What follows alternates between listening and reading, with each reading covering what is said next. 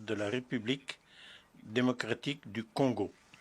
Je prie le protocole de bien vouloir accompagner son Excellence.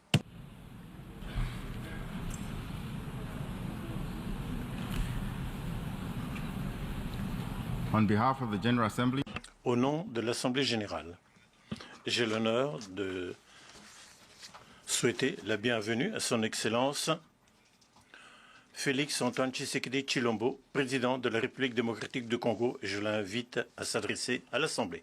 Excellence, à vous. président de l'Assemblée générale des Nations unies, Excellences, Mesdames et Messieurs les chefs d'État et de gouvernement, Monsieur le secrétaire général des Nations unies, Mesdames et Messieurs les chefs de délégation, la tenue de cette 78e session de l'Assemblée générale des Nations unies m'offre l'opportunité de partager avec les États membres de notre organisation la vision et les préoccupations majeures de mon pays, la République démocratique du Congo, face aux enjeux de l'heure dans le monde. Cependant, en avant-propos, je voudrais féliciter son Excellence M. Denis Francis pour son élection à la présidence de notre auguste Assemblée et rassurer l'ensemble des membres de son bureau du soutien de mon pays dans l'accomplissement de la noble mission leur confiée par notre institution. Je m'en voudrais si je ne remerciais pas le président sortant, M. Saba Korosi, pour son leadership clairvoyant et son dévouement qui ont contribué à faire avancer les débats et à trouver des solutions concertées. Mes remerciements s'adressent également à M. Antonio Guterres, secrétaire général des Nations unies, pour son engagement actif et permanent en faveur de la paix et la sécurité internationale.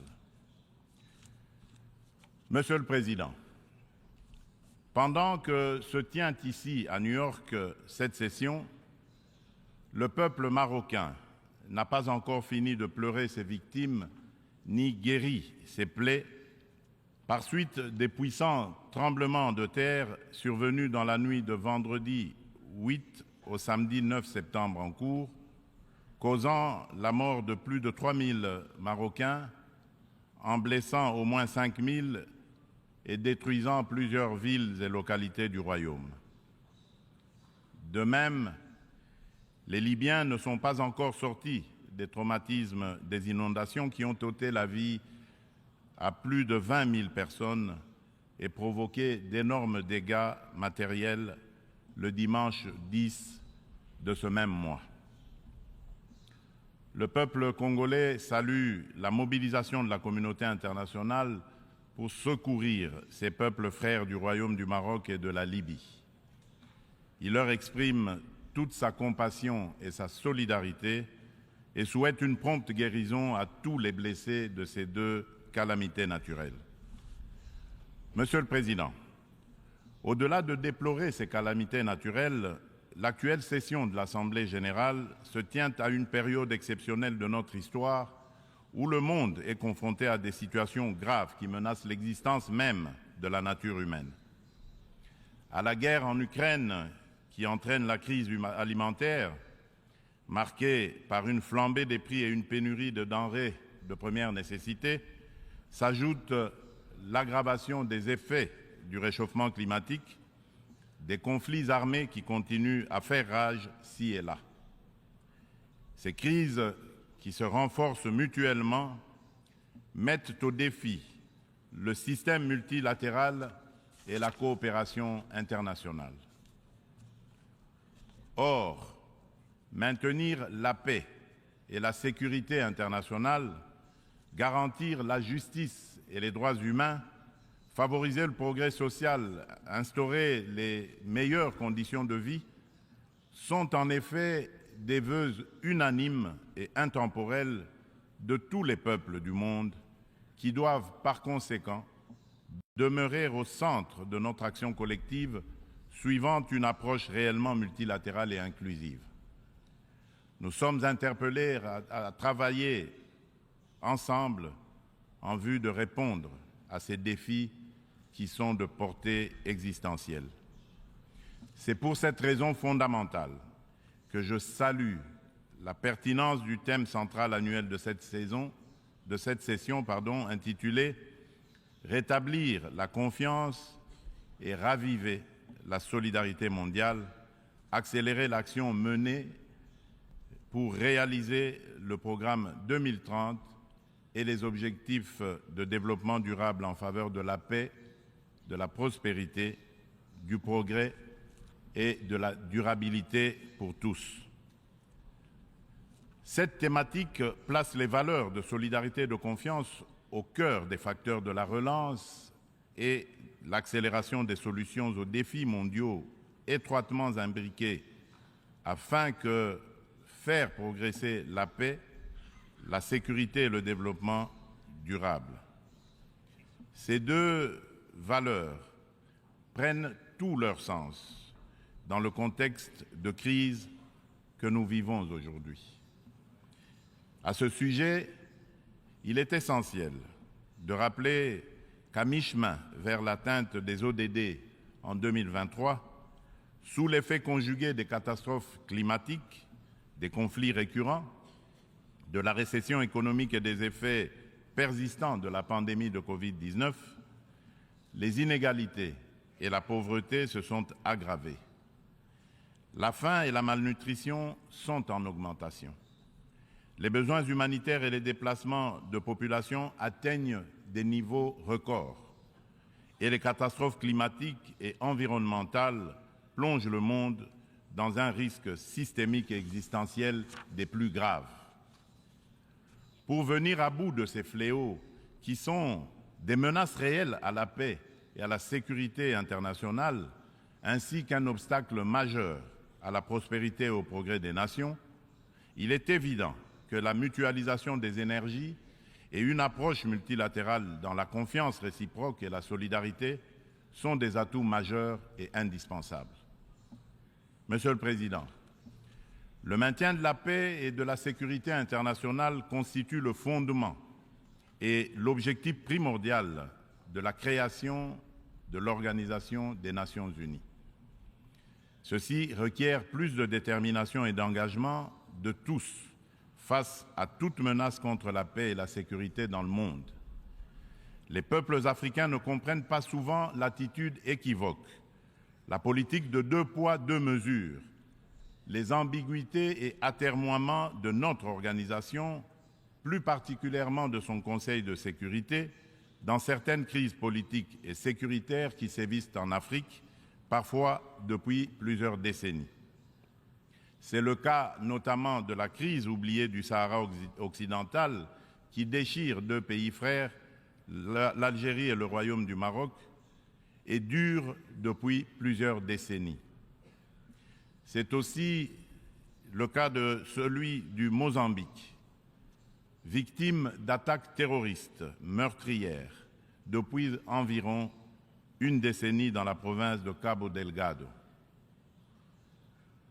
C'est la situation en Afrique de l'Ouest, dans la région sahélo-saharienne, où les troupes des Nations Unies se retirent, laissant derrière elles le souvenir de l'inachevé, alors qu'elles incarnaient tous les espoirs de libération des peuples des pays concernés des griffes du djihadisme. La République du Soudan n'en fait pas exception. Elle s'enlise dans une guerre civile meurtrière, opposant depuis l'année dernière les militaires fidèles au président Abdel Fattah al-Burhan aux forces paramilitaires de soutien rapide qui sont sous le commandement du général Mohamed Hamdai Dagalo.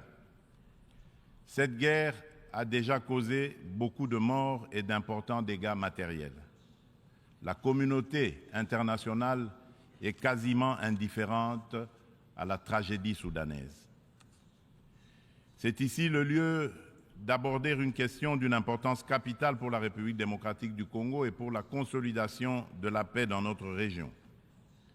Il s'agit du retrait de la mission de l'Organisation des Nations Unies pour la stabilisation en République démocratique du Congo, la MONUSCO en sigle, de notre territoire. Après plus de 2 décennies de présence, il est temps pour notre pays de prendre pleinement son destin en main et de devenir le principal acteur de sa propre stabilité.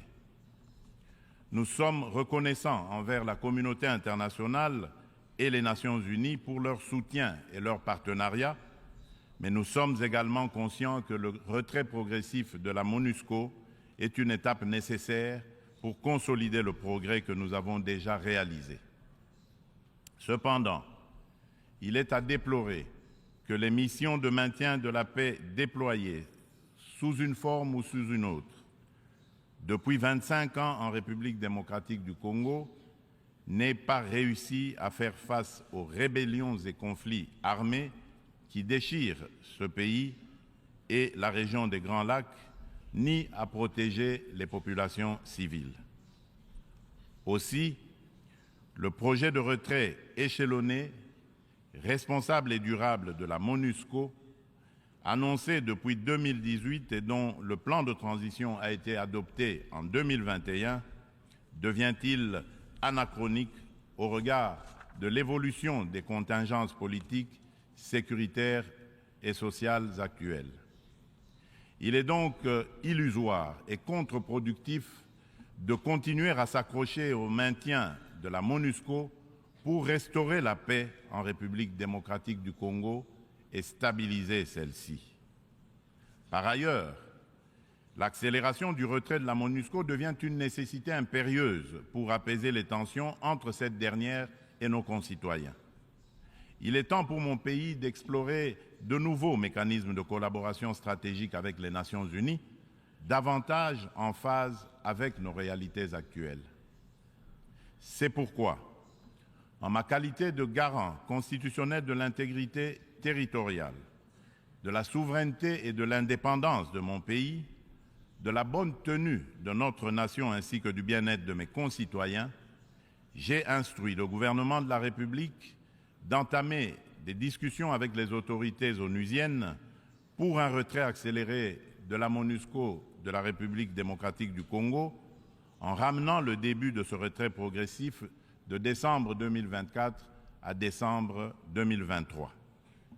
Tel est le sens de la démarche actuelle de notre gouvernement, qui a adressé un courrier au président du Conseil de sécurité des Nations Unies en date du 1er septembre 2023, sollicitant l'accélération du retrait de la MONUSCO. En sus du retrait accéléré de la MONUSCO, la République démocratique du Congo réitère sa demande au Conseil de sécurité de l'ONU de sanctionner toute personne physique et morale reconnue comme auteur, co-auteur et complice, matériel et intellectuel des crimes de guerre et contre l'humanité, ainsi que des violations graves des droits de l'homme, du droit international et de la Charte des Nations Unies sur le territoire congolais. Il est injuste et inadmissible que des personnes citées comme responsables des crimes graves, susmentionnés dans les différents rapports des experts de l'ONU elle-même sur la situation sécuritaire en République démocratique du Congo, restent impunis dans le silence total de notre organisation et de ses membres, qui placent pourtant la lutte contre l'impunité parmi leurs priorités en matière de gouvernance interne et externe. À ce sujet, le gouvernement de la République démocratique du Congo salue chaleureusement les sanctions que vient d'infliger le gouvernement des États-Unis d'Amérique au Rwanda pour son soutien au groupe terroriste du M23 et à un de ses hauts responsables impliqués dans les aventures criminelles au Congo. Pour rappel, ce groupe terroriste supplétif du Rwanda ne respecte aucun des engagements conclus par les chefs d'État de la région dans les cadres des processus de Luanda et de Nairobi. En effet, non seulement ils n'ont pas quitté les positions conquises, mais ils continuent à massacrer nos populations civiles et refusent le précantonnement et le cantonnement, exigeant un dialogue qui ne leur sera jamais accordé. La République démocratique du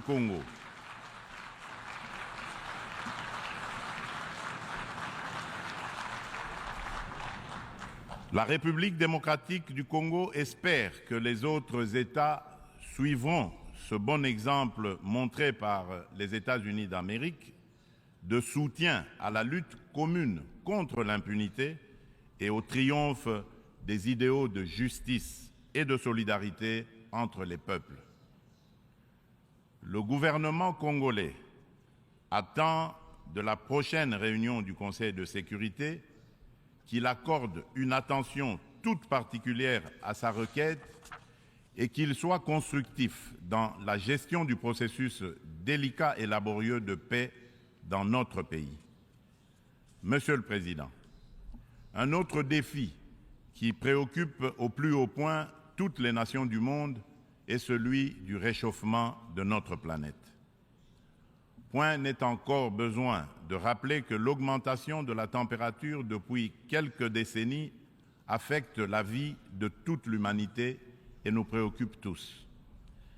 Cependant, force est de relever qu'en dépit des proclamations de foi des pollueurs en faveur de l'arrêt de l'émission des gaz à effet de serre, de multitudes de forats organisés à travers le monde pour combattre ce fléau, dont les 27 COP, conférence des pays membres de la Convention de l'ONU pour la lutte contre les changements climatiques, et de multiples résolutions et recommandations adoptées à ces différentes instances, le réchauffement de la planète est loin de se maintenir à 1,5 degré Celsius.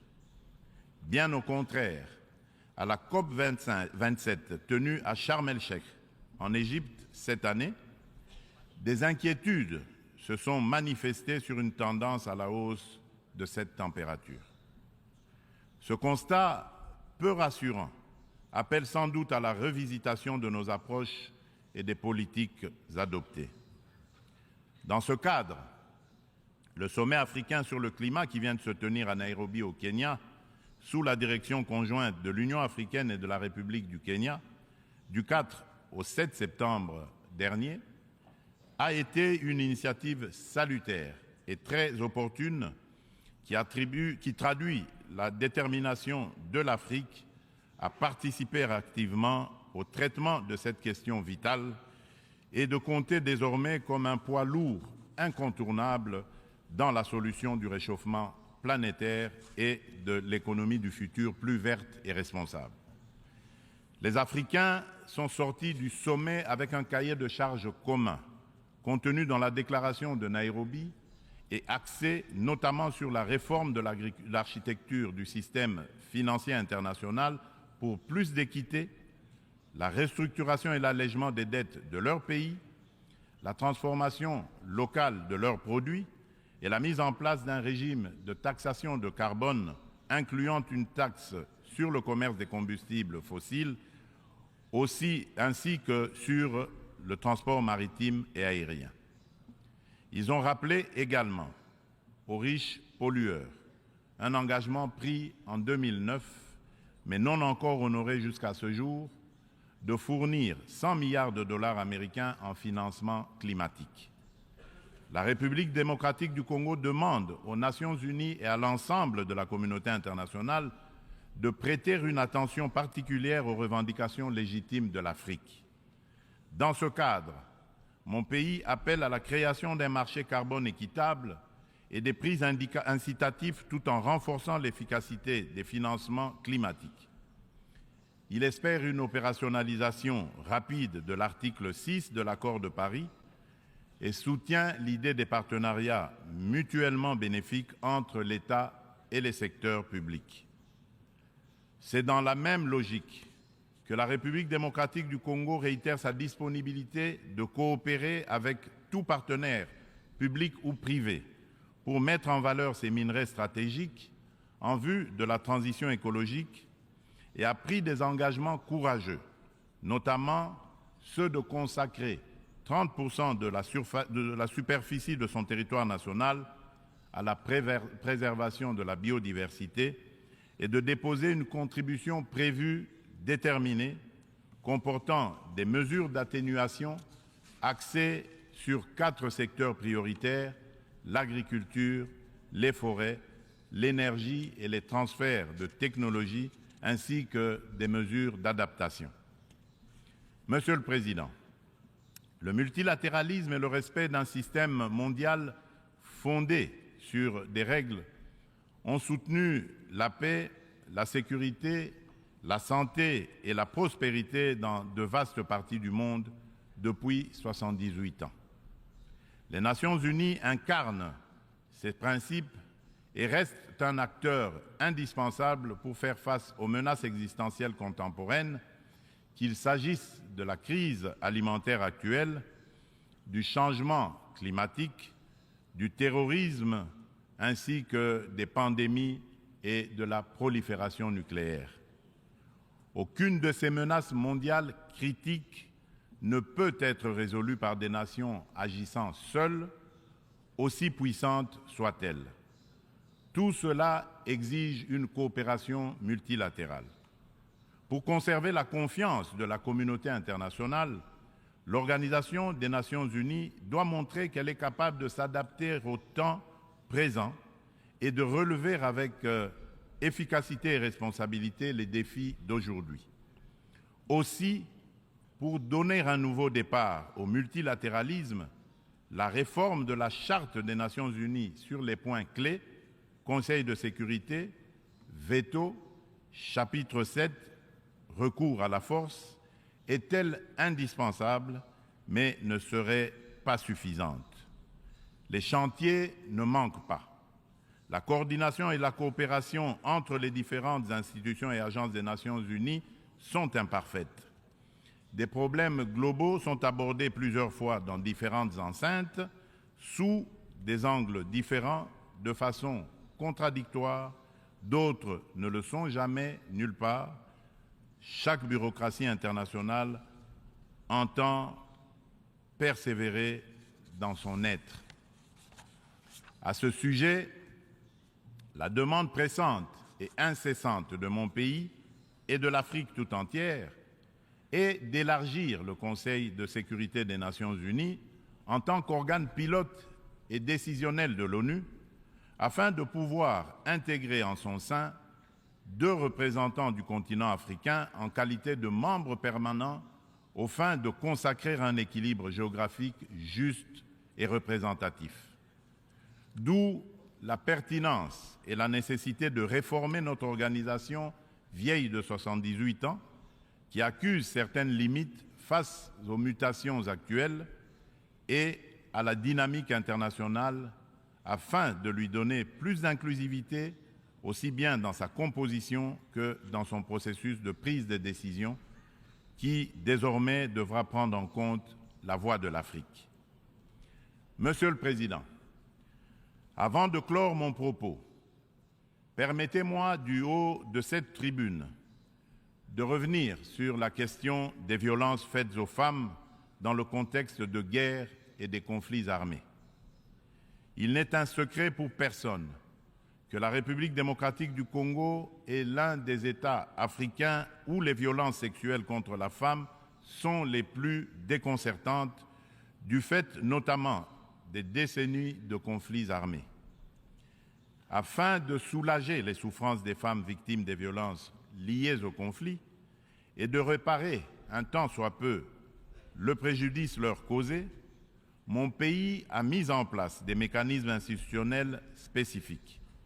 Il s'agit notamment du Fonds national des réparations des victimes des violences sexuelles liées au conflit et des victimes des crimes contre la paix et la sécurité de l'humanité, le FONAREV, créé en décembre 2022.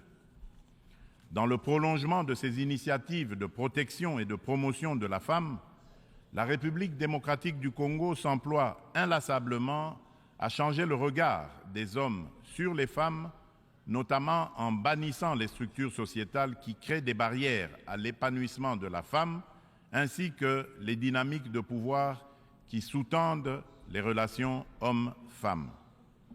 En effet, les compétences et les ressources données aux femmes ne suffisent pas à elles seules pour changer leurs conditions. Il est indispensable, en plus, de changer les dynamiques sociales au sein des couples, des familles et des communautés. C'est tout le sens du projet de promotion de la masculinité positive que j'avais initié depuis le début de mon mandat à la tête de l'Union africaine.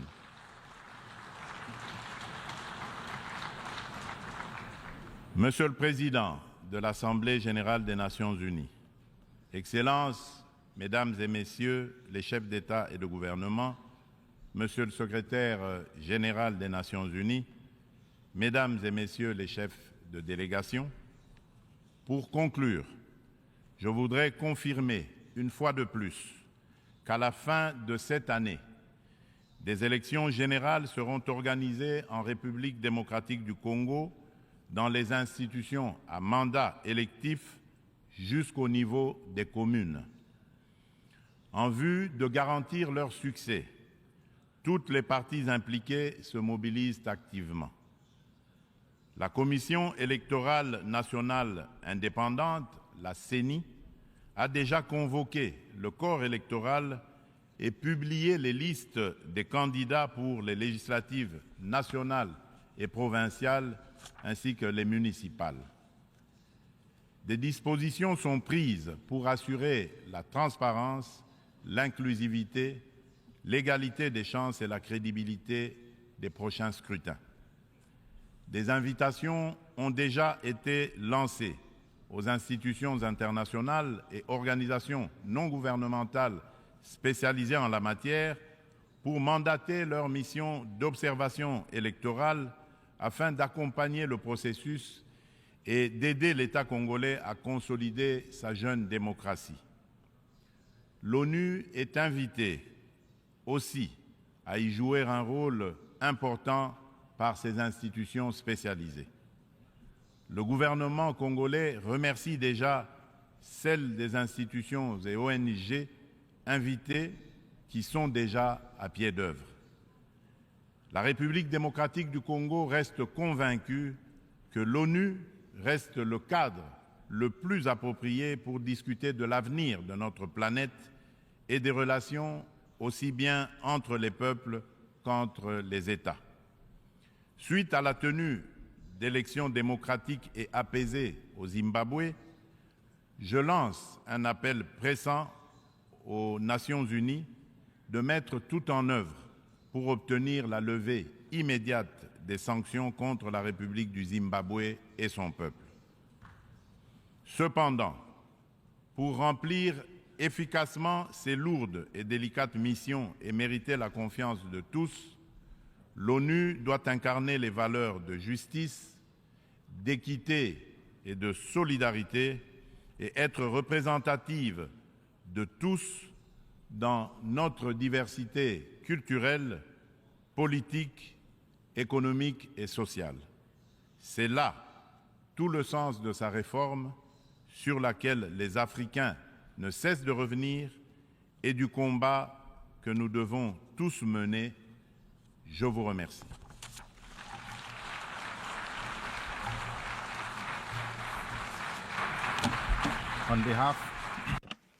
Au nom de l'Assemblée, je tiens à remercier le président de la République démocratique du Congo de l'allocution qu'il vient de prononcer. Je prie le protocole de bien vouloir. L'Assemblée va entendre une allocution de Sa Majesté